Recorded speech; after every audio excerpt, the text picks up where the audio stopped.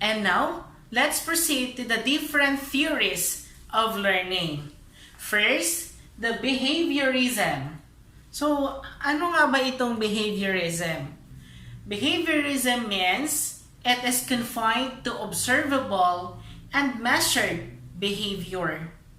Learning is defined by the outward expression of new behavior and context independent. Everything is measured by behavior. Learning occurs if there is a change in behavior. For example, yung bata na yun dati is he comes into a class very late. So yun yung behavior niya nung pumapasok siya ng school. But time goes by, nag-change na yung behavior. He become more punctual. So yun na yung learning doon na nakuha ng bata. And there is a new action and a new behavior. It is focuses on the observable behavior of a particular learner. And according to Ivan Pavlov, you know this theory, the classical conditioning, a stimulus is presented in order to get a response. It is about reflexes. I know you are very much familiar with this, right? And very expert about the classical conditioning. And of course, in the operant conditioning by B.F. Skinner. The response is made first, then reinforcement follows. It is about feedback or reinforcement. The reinforcement and the reward, or the punishment. There's always that one, but it is somehow in a positive way. It means it is an addition of stimulus, and the negative is the removal of a stimulus. For example, walang homework yung bata. Of course, what will you do as a mentor?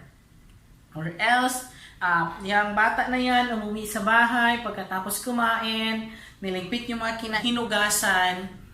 Of course, her mother would say thank you for helping me. Of course, yung bata na yun, he received a positive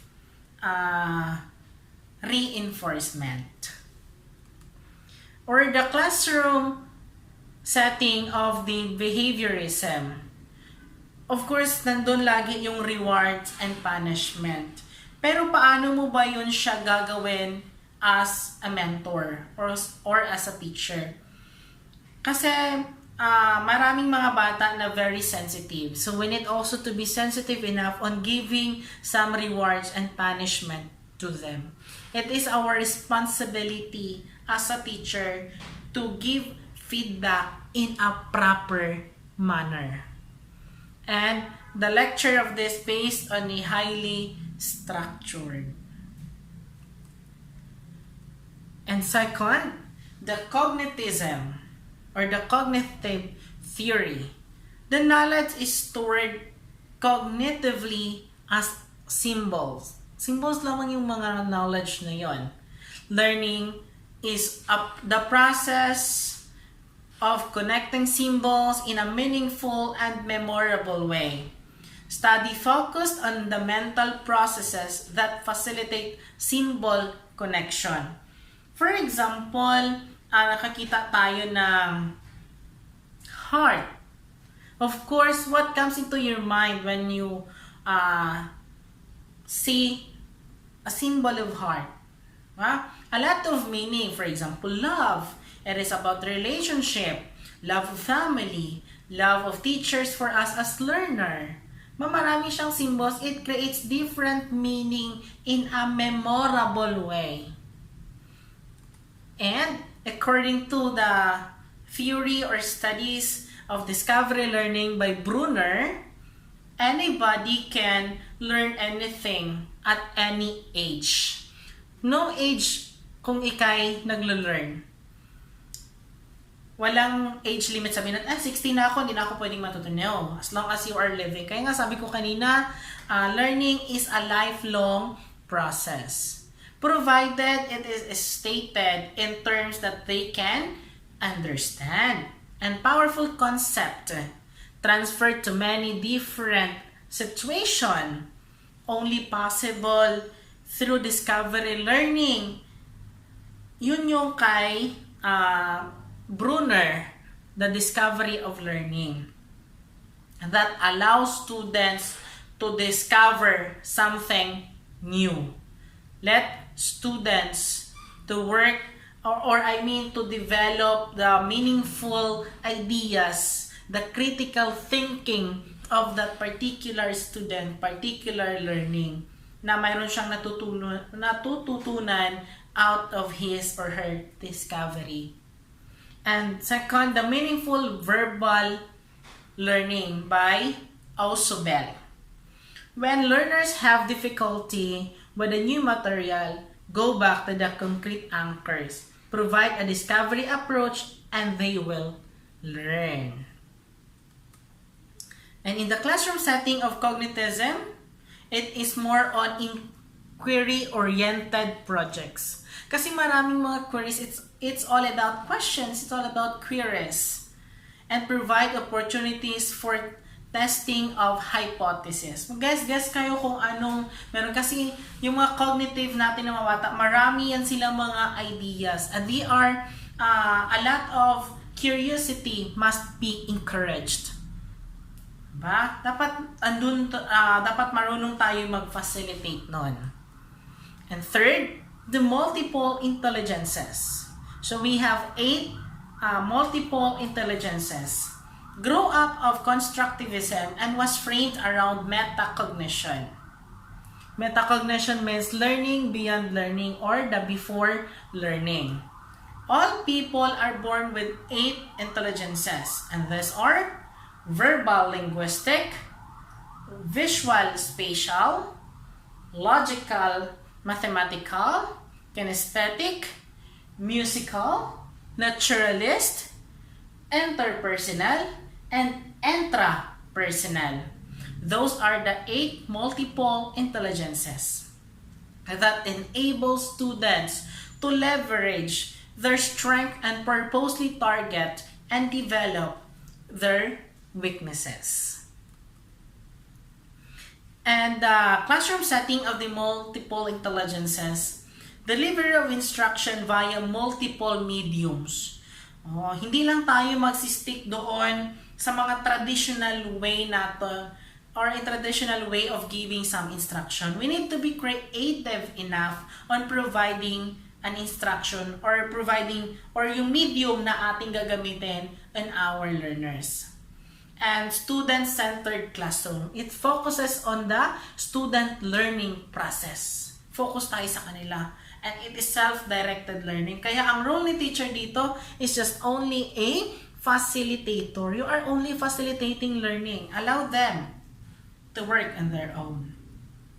And fourth one, the constructivism. What is constructivism? This theory that emphasizes activity learning such as group activities, that constructing knowledge rather than acquiring it. It about debates, reflecting on experiences, and socialization.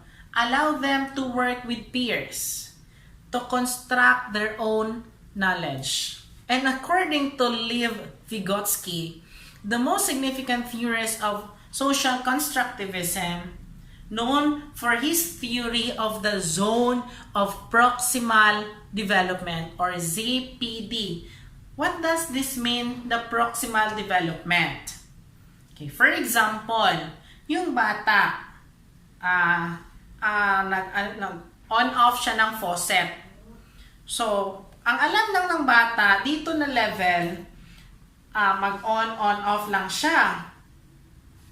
Ngayon, nakita niya yung mama niya kung paano ginamit. So, he's trying again. Ganon.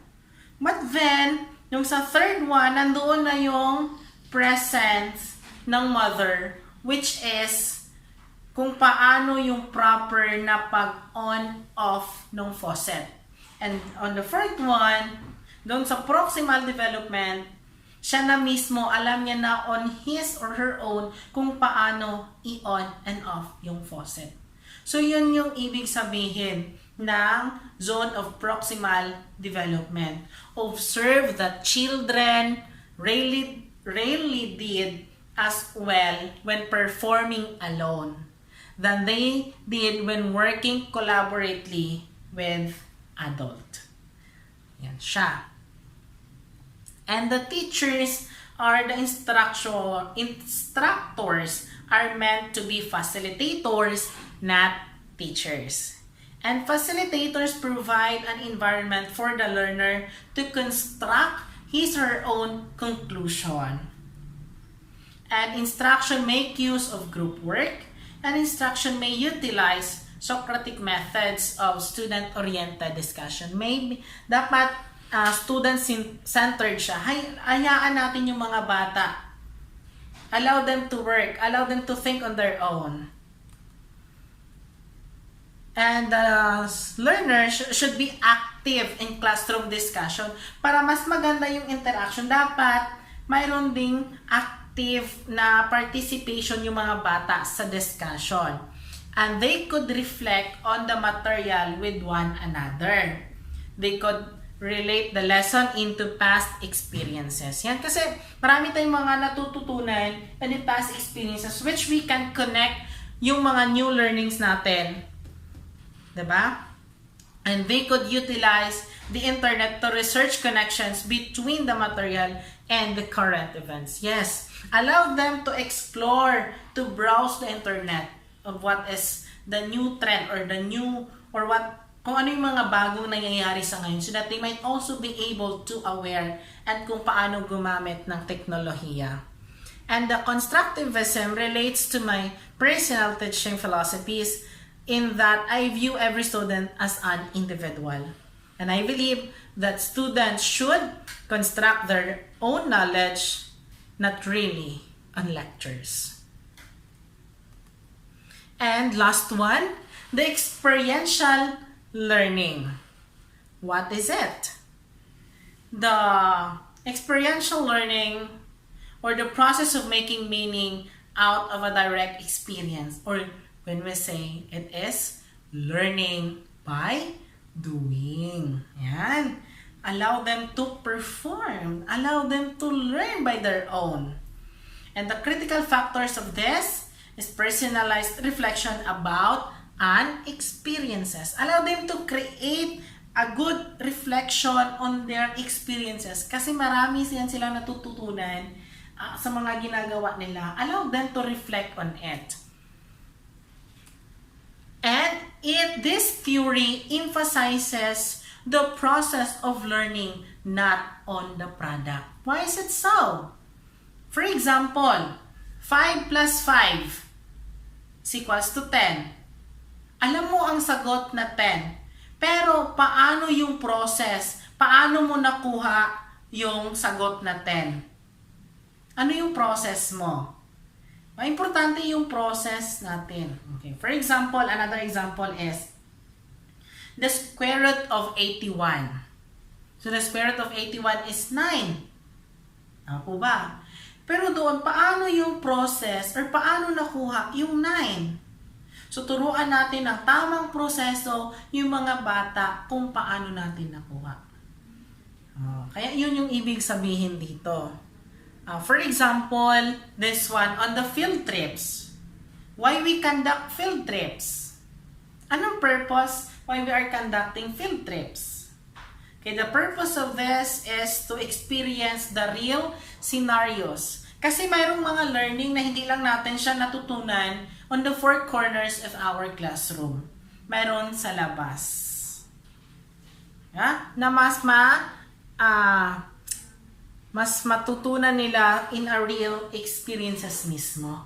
Kaya mayroon tayong mga field trips. Or else, they made a narrative. Or they make a narrative essay that they can form their point of views out of their experiences. that they can really rely or maka-reflect on their personal experiences and form a story, form a very good a very good reflection or insights about that particular experiences, or else we conducted some experiments. Hayaan natin yung mga bata nating mag-explore. Kasi out of the experiments, maraming mga insights na nakukuha sila on demonstrating the cause and effect when a particular factor is manipulated. Kasi the learners might be able to enjoy and motivate more. An element of reality is compatible with principles of constructivism.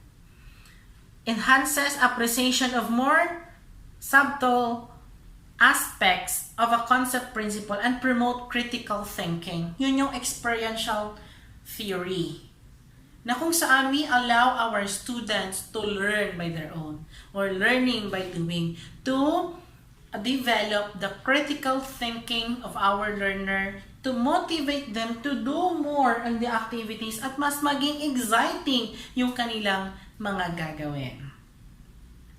Okay, and that is my report, and I hope that you learn a lot.